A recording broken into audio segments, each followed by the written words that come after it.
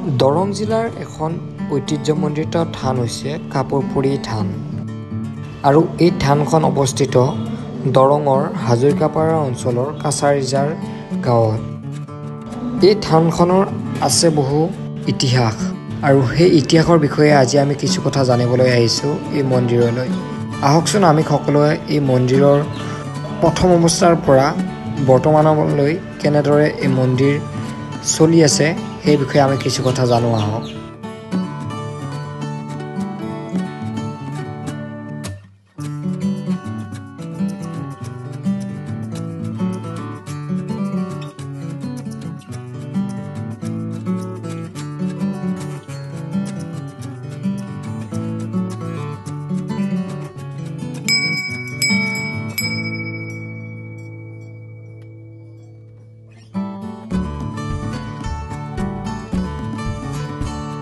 এই কাপৰপুৰী থান দৰং জিলা তথা অসমৰ এখন ঐতিহ্যমণ্ডিত থান। এই থানখন কেতিয়া কেনেধৰণে ইয়াত স্থাপন হৈছিল তাত কোনো লিখিত ইতিহাস বা বুৰঞ্জী নাই, কিন্তু জনশ্ৰুতি অনুসৰি এই থান দুখন ইয়াৰ পৰা কিছু দূৰত ব্ৰহ্মপুত্ৰ সুঁতি এটাৰ পাৰত হেনো অৱস্থিত আছিল আৰু সেই অঞ্চলত তেতিয়া এই অঞ্চলত আমাৰ কছাৰিজাৰ গাঁৱত থকা মেধি বংশৰ মানুহখিনি ইয়াত ঘৰ দুৱাৰ কৰি আছিল। তেতিয়া যিহেতু জলপথেই মূল পথ আছিল আৰু সেইকাৰণে তেওঁলোকে নদীৰ পাৰত ঘৰ দুৱাৰ কৰি আছিলে। এটা সময়ত য'ত এই থান পীঠকেইখন আছিল সেই পীঠকেইখনৰ ওচৰত খহনীয়া হ'ল। খহনীয়া হোৱাত ইয়াৰে যি মানুহ আছিল তেখেতসকলৰ দুগৰাকী আইতাক হেনো সপোনত দেখুৱাইছিল যে থানখন আমি খহনীয়াত পৰিছোঁ, গতিকে আমাক ইয়াৰ পৰা উঠাই নিব লাগে। তেতিয়া সপোনতে আকৌ আইতাকেইগৰাকীয়ে কৈছিল বোলে আমি ভগৱানৰ পীঠ কেনেকৈ উঠাই আনিম।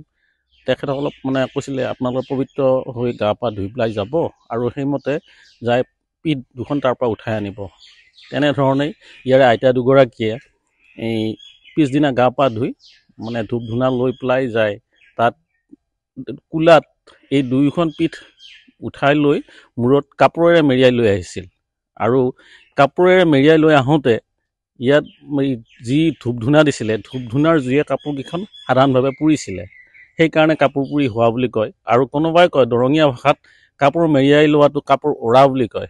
কাপোৰ উৰুৱাই লৈ অহাৰ কাৰণে কাপোৰ উৰি অপভ্ৰংশ হৈ কাপোৰ পুৰি হোৱা বুলি কয়।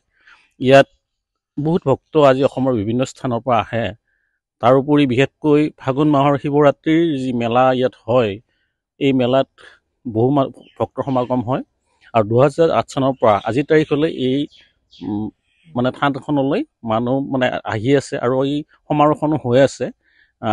ইয়াৰ মাহাত্ম্য এই যে যিকোনো মনৰ কামনা ইয়াত শুদ্ধচিতে নৈবেদ্য আগবঢ়ালে প্ৰায় পূৰ্ণ হয় বুলি পেলাই এটা জনবিশ্বাস আছে। আমাৰ এই অঞ্চলত বিশেষকৈ আমি দেখা পাইছোঁ সকলো মানুহেই গৰু হেৰালে ইয়াতে নৈবেদ্য আগবঢ়াই গৰু পায়। ঠিক তেনেকুৱা অন্য সামগ্ৰী কিবা হেৰালে সেইবিলাকো পায়। আৰু আনকি কোনোবা ভক্তই কৈছে তেওঁলোকে মনোকামনা কোনোবা পুত্ৰ সন্তান বা সন্তান নোহোৱা মাক দেউতাকে হেনো সন্তান ইয়াতে নৈবেদ্য আগবঢ়াই পেলাই পাইছে।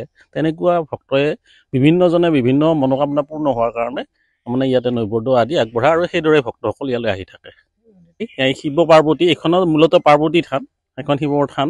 এই থানখন পূৰ্বৰ পৰাই শক্তিপীঠ বুঢ়ী গোসানীৰ অংশ বুলি পেলাই ইয়াক পূজা যি হেৰি হয়। কিন্তু এটা ইয়াত ব্যতিক্ৰম কথা, যদিও ই শক্তিপীঠ, ইয়াত কোনো হোম যজ্ঞ আহুতিৰ কথা নাই। ইয়াত নৈবেদ্য আগবঢ়ায়, শুদ্ধচিতে ভোগ আগবঢ়ায়, এইখিনি বিশেষ জানিবলগীয়া। ইয়াত উন্নয়নৰ 2000 মান চনলৈ ইয়াত তেনেকুৱা হেৰি নাছিল। এটা সময়ত হাবি জংঘলে আগুৰি আছিল, তেনেকৈ ভক্তসকল আহিছিল। তাৰপিছত ক্ৰমান্বয়ে ইয়াত 2000 চনমানৰ পিছত ইয়াতে আহিব পৰাকৈ এটা ৰাস্তা উলিয়ালে। তাৰপিছত 2008 চনত যেতিয়া ধৰ্মালোচনী সভা উদযাপন সমাৰোহখনি ইয়াত অনুষ্ঠিত কৰা হ'ল, তেতিয়াৰ পৰা ক্ৰমান্বয়ে আজিৰ তাৰিখত বিভিন্ন খেলপথাৰখিনি উন্নয়ন কৰা বা বিধায়কৰ উন্নয়ন পুঁজিৰে সন্মুখৰ গৃহতী